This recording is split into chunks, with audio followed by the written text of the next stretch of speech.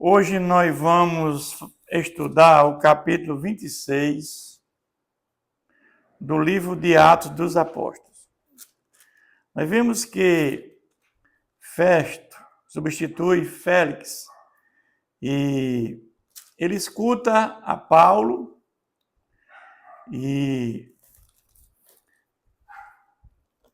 havia uma decisão já de que Paulo apelou para Roma, né? E quando Festo toma posse no lugar de Félix, vem visitá-lo como cortesia, é o rei Agripa II. E ele ficou interessado, né? Ficou interessado sobre o caso de Paulo. E Festo pede que a Agripa dê um parecer, porque ser enviado para a Itália, para Roma, ser um parecer para que o rei tomasse uma posição era muito complicado. Então, Paulo vai discursar perante agora o rei Agripa. Já tinha feito perante Félix, perante Festo e agora perante Agripa. Só que a decisão já estava tomada. De ir para Roma, para a Itália, a decisão estava tomada. Porque Paulo tinha apelado para César, né? Para o imperador na época que era Nero. E o capítulo começa dizendo a seguir, Agripa, dirigindo-se a Paulo, disse: é permitido que use da palavra em tua defesa. Então Paulo, estendendo a mão, passou a defender-se nestes termos. Mais uma vez, Paulo vai repetir muitas coisas que ele já tinha falado em suas defesas. Tenho-me por feliz, ó rei Agripa, pelo privilégio de hoje, na tua presença, poder produzir a minha defesa de todas as acusações feitas contra mim pelos judeus. Interessante que quem mais perseguiu do caminho, o seguidor de Cristo, foram os judeus. Inicialmente foram os judeus que perseguiram o povo de Deus, o povo que se converteu, né, aos ensinamentos de Jesus. A perseguição foram dos judeus. Mormente porque és versado em todos os costumes e questões que há entre os judeus, por isso eu te peço que me ouças com paciência. Ele tinha consciência que Agripa II tinha muito conhecimento na Galileia, do que estava passando ali, né? Jesus era da Galileia, ele tinha muito conhecimento, né, dessas histórias sobre Jesus. Quanto à minha vida desde a mocidade, como decorreu desde o princípio, entre o meu povo e em Jerusalém, todos os judeus me conhecem. Eles conhecem a minha história. Ele vai contar, né? Aquela história que ele já contou, que era da Cilícia, ele nasceu, cresceu em Jerusalém, que era fariseu, discípulo de Gamaliel, perseguiu o povo do caminho, mas ele vai contar toda essa história. Pois, na verdade, eu era conhecido deles desde o princípio, e assim o quiseram testemunhar, se assim o quiserem testemunhar. Porque vivi fariseu conforme a seita mais severa da nossa religião, ou seja, a seita mais severa dos fariseus perseguiu os do caminho, os seguidores de Cristo, e ele era um deles. Ele está falando isso para o rei Agripa II. E agora estou sendo julgado por causa da esperança, da promessa que que foi feita aos nossos pais. O que ele quer dizer com isso? A promessa feita por Deus aos nossos pais. Por quê? Na Tanakh, no Antigo Testamento, tinha a lei e tinha os profetas. Tanto na lei como nos profetas, existiam muitas profecias, talvez mais de 150 profecias, falando sobre o Messias que viria. E esse Messias, todas essas profecias se cumpriram na pessoa de Jesus. Então, Jesus era o Messias prometido, não há nenhuma dúvida disso. É isso que ele está dizendo aqui. Na esperança que sou acusado pelos judeus. E agora estou sendo julgado por causa da esperança da promessa que por Deus foi feita a nossos pais. Porque nós sabemos que a salvação antes do Messias, antes de Jesus vir ao mundo, era feita pela fé no Messias que viria. Mas depois que Jesus veio, a salvação é pela fé no Messias que já veio, que é Jesus. Então, desde a vinda de Jesus até a segunda vinda de Jesus, a salvação, entre gentios e judeus, que não há mais diferença de gentios e judeus, nós somos um único povo, uma única igreja. Então, durante esse período todo, já de 2000 anos, muitos judeus se converteram e muitos morreram em Cristo, se salvaram. Não é preciso Jesus vir morar 1000 anos na terra para que os judeus venham se salvar, não. Para que eles venham dizer que Jesus era o Messias, isso não tem fundamentação bíblica nenhuma. O remanescente sempre teve. Hoje Israel tem 7 milhões de judeus, possivelmente hoje, na data de hoje, 2025. Desse total de 7 milhões, tem muitos remanescentes dentro lá dos judeus que são cristãos convertidos, com certeza, remanescentes, cristãos messiânicos, com certeza que estão crendo em Jesus e vão ter salvação. A qual as nossas 12 tribos, servindo a Deus, fervorosamente de noite e de dia, almejam alcançar no tocante a esta esperança, ó rei, que eu sou acusado pelos judeus. Coisa maravilhosa. Porque se julga incrível entre vós que Deus ressuscita dos mortos. Na verdade, a mim me parecia que muitas coisas deveriam praticar contra o nome de Jesus, o Nazareno. Ou seja, está dizendo, eu fiz muita coisa que eu pratiquei contra Jesus o Nazareno, porque eu não tinha conhecimento, eu não tinha. Eu era um fanático. Eu não tinha conhecimento como se dava a salvação de verdade. Eu era um legalista. E quando eu tive um encontro com Jesus, a minha vida mudou, porque eu conheci que a salvação não é por circuncisão, não é pela lei, porque ninguém é salvo pela lei. Por quê? Porque a lei tem 613 mandamentos. E se você deixar de cumprir um, você não cumpriu a lei. Então a lei foi cumprida em Cristo. Jesus em nosso favor, na cruz. Nós fomos batizados em Cristo pelo Espírito Santo. É isso que Paulo agora entende. Assim, procedi em Jerusalém, havendo eu recebido a autorização dos principais sacerdotes, encerrei muitos dos santos nas prisões, e contra esse dava o meu voto quando os matava. Ou seja, eu era favorável que até matassem aqueles do caminho, aqueles seguidores de Cristo. E eu persegui, eu era uma pessoa contrária a eles.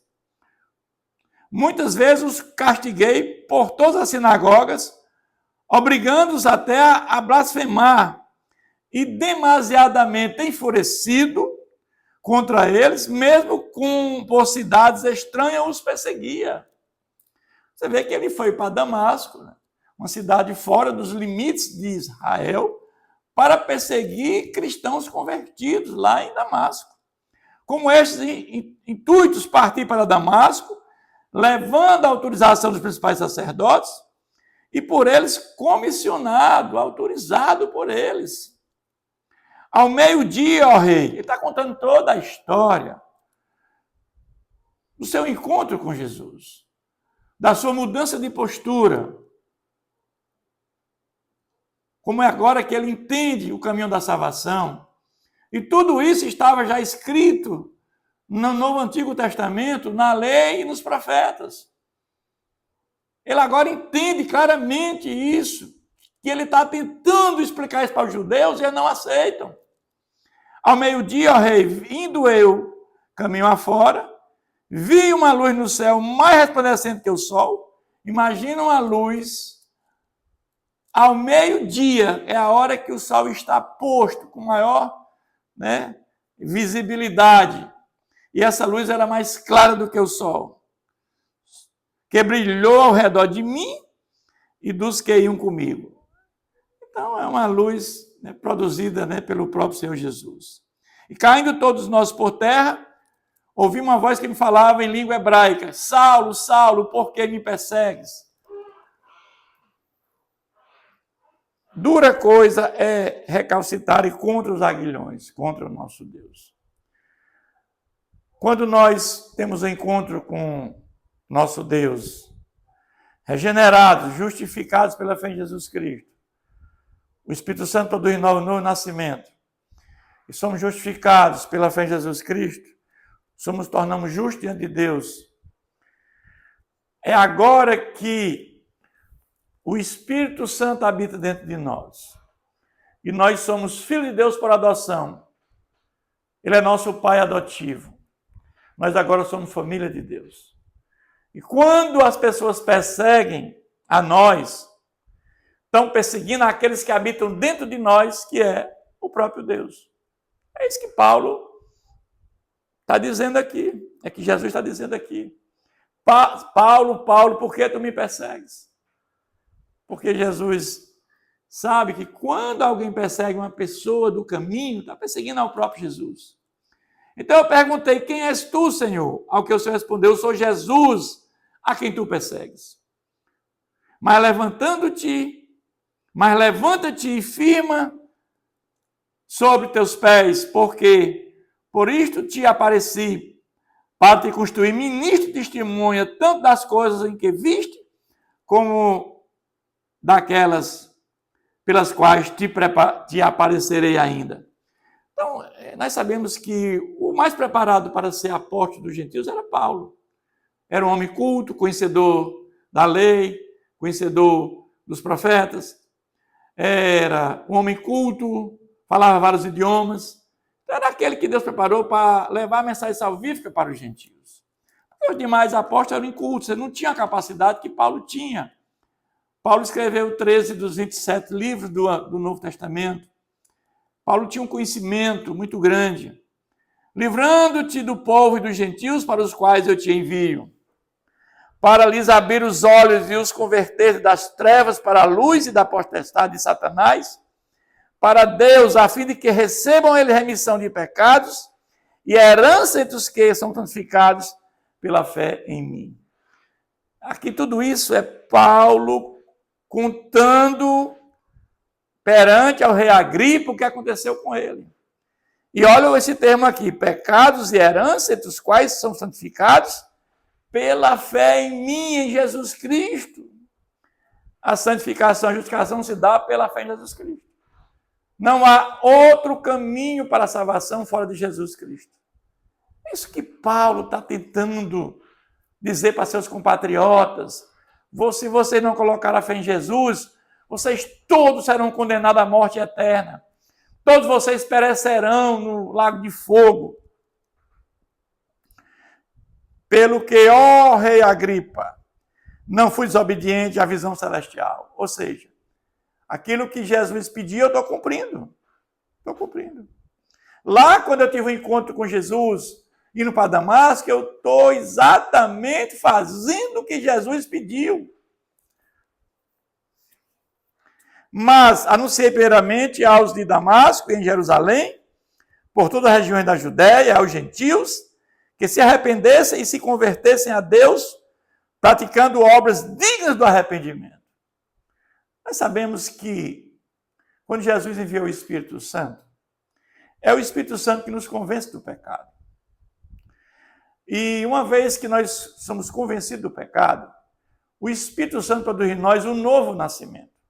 E quando nós nascemos de novo, o novo nascimento precede a fé. Então, uma vez que nós nascemos de novo, nós temos a capacidade de arrependimento e de colocar a fé em Jesus Cristo. Porque o Espírito Santo ele nos livra da morte espiritual. E aí nós somos justificados pela fé em Jesus, e agora nós passamos a ser filho de Deus por adoção. Isso é toda uma ordem de salvação, ordem de saludes. E uma vez agora, nós somos santificados, é um processo, através do Espírito Santo nós somos guiados até o último dia da nossa vida. Quando nós perseveramos até o fim da nossa caminhada, nós somos eleitos de Deus. Os eleitos de Deus são aqueles que vão ser regenerados, que vão ser justificados, que vão ser santificados e que vão colocar a fé em Jesus até o final das suas vidas. E Deus, por presciência, já sabia aqueles que iam fazer isso e já escreveu o nome no livro da vida. Então, os eleitos, aqueles que Deus já sabia que ia passar por tudo isso, né? Ele sabe que vão ser salvos, uma vez salvos, nós somos salvos para sempre. Os que são eleitos, aqueles que vão perseverar até o fim, esses são os eleitos de Deus. E ele, por sua presença, já sabia, já escreveu o nome no livro da vida. Não há nenhuma dúvida disso, irmãos. Por causa disso, alguns judeus me prenderam, entrando eu no templo e tentaram matar-me. Mas, alcançando o socorro de Deus, permaneço até o dia de hoje, dando testemunho, tanto a pequenos como a grandes, mas dizendo, se não, que os profetas e Moisés disseram haver de acontecer. Ou seja, já estava previsto na lei e nos profetas o que ia de acontecer. Isto é, que Cristo ia padecer e, sendo o primeiro da ressurreição dos mortos, anunciaria a luz ao povo e aos gentios. Ou seja, Jesus é a primícia dos que dormem. Então já estava na lei que Jesus deveria padecer de morte substitutiva em nosso lugar. Porque se Jesus não tivesse vindo morrer em nosso lugar, todos nós estaríamos fadados à morte eterna. Não haveria salvação para a humanidade se Jesus não tivesse vindo. Porque ele morreu em nosso lugar. Ele trouxe a graça salvadora como fundamento da salvação. E aquele que colocar a fé em Jesus Cristo, que crê em Jesus como seu Salvador, terão a vida eterna. É isso que ele está dizendo. Mas agora Paulo é interrogado por Festo. Agripa ouviu tudo isso, e Festo dizendo ele estas coisas em sua defesa, Festo interrompeu em alta voz. Está louco, Paulo? As suas letras te fazem delirar. Paulo tinha tanto conhecimento de todo o processo de salvação, porque o que faltava em Paulo era só um empurrãozinho, porque Paulo, ele conhecia toda a lei, todos os profetas, conhecia todos sobre o Messias, só que ele não entendia que o Messias era Jesus. Quando ele entende que o Messias é Jesus, pronto, está perfeito. Ele sabe tudo. Mas ele tinha tanto conhecimento que Festo chega a dizer, estás louco de tanto conhecimento que você tem. Paulo respondeu, não estou louco, ó excelentíssimo Festo. Pelo contrário, digo palavra de verdade e de bom senso. Porque tudo isso é do conhecimento do rei, a quem me dirijo com franqueza, pois estou persuadido, estou convencido de que nenhuma dessas coisas lhe é oculta. Aí ele coloca agora o rei, Agripa, que estava ouvindo, dizendo que esse rei tinha conhecimento de tudo isso que eu acabei de falar. Porquanto nada se passou em algum lugar escondido. Ele agora faz um questionamento ao rei Agripas. Acreditas, ó rei Agripa, nos profetas? Bem sei que acreditas, porque ele era daquela região da Galileia, né? Estava governando, e ali tinha muita informação. Então Agripa se dirigiu a Paulo e disse, por pouco não me persuades a me fazer cristão. O argumento de Paulo é tão forte, né? Foi dessa maneira que ele persuadiu tantos judeus nas sinagogas, levando essa mensagem, né?